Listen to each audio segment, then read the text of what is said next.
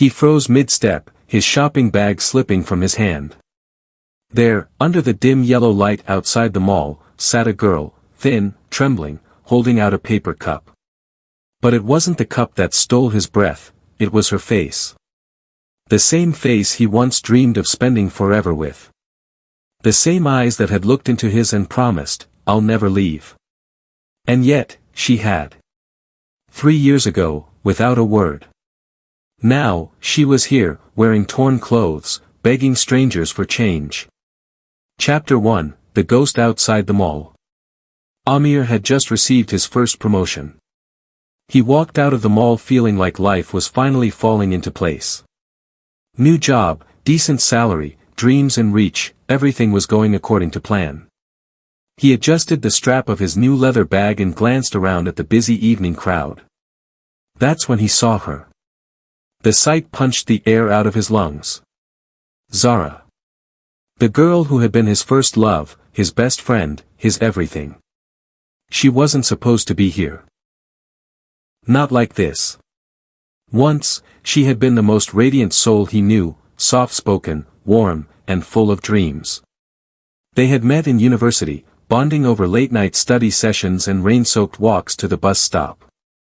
She had wanted to be a fashion designer, he had promised to help her open her first studio. But one day, she vanished. No goodbye, no call. Just gone. Now, in front of him, she looked like a shadow of that girl. Her hair was messy, her clothes ripped and dirty, her once bright eyes dulled with exhaustion. She didn't notice him at first, she was too busy watching the feet of passers-by, hoping one would stop. Aamir's heart raced. Every instinct told him to walk away. To avoid the questions clawing at his mind. But his feet moved towards her before his brain could argue. "Zara," he said softly. Her head jerked up. Her eyes widened, not in joy, but in a kind of shame. "Aamir," her voice cracked.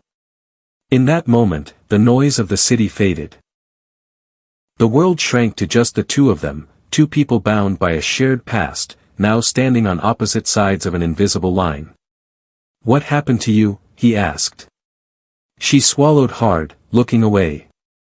"It's a long story." "I've got time," he said, though his voice shook. But before she could speak, a security guard barked at her to move along, accusing her of blocking the entrance. Zara scrambled to her feet, apologizing under her breath, clutching her paper cup. Something in Aamir's chest snapped. He stepped forward, blocking the guard. "She's with me," he said firmly. The guard grumbled but walked away. For the first time that night, Zara met his eyes fully. There was pain there, but also, relief. "Come," he said gently. "Let's get you something to eat." They sat in a small roadside cafe. The smell of chai and fried parathas filled the air, but Aamir could barely taste his food. Zara was eating like she hadn't had a proper meal in days. When she finally slowed down, he asked again. "Why did you leave, Zara?" She stared at her cup of tea, hands trembling slightly. "My father, he lost everything," she began. "The debts, they were too much. People started coming to our door, shouting, threatening us. I thought I could help by working, but it wasn't enough. Then, he got sick. I dropped out of university to take care of him. When he died, I had nothing. No home. No money. No one." Aamir's throat tightened. "You could have told me." "I would have." She shook her head sharply. "No. You had your own dreams. I didn't want to be a burden." "A burden?" His voice rose, but not in anger, in disbelief. "Zara, you were never a burden." "You were," he stopped himself, his eyes burning. She looked away, blinking rapidly.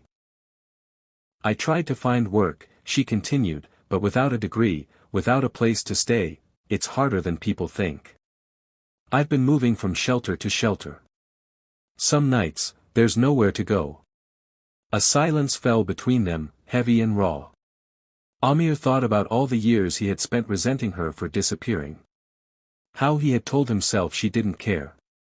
Now, he saw the truth, she had been drowning, and she had chosen to sink alone rather than drag him down.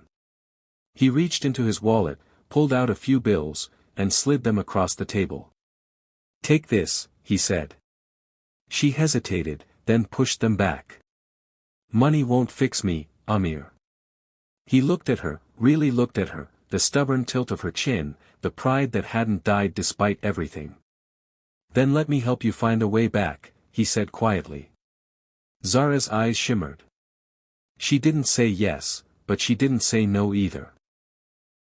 Over the next few weeks, Aamir helped her get an ID card reissued, connected her with a women's shelter that offered job training, and even introduced her to a small tailoring shop that needed an assistant.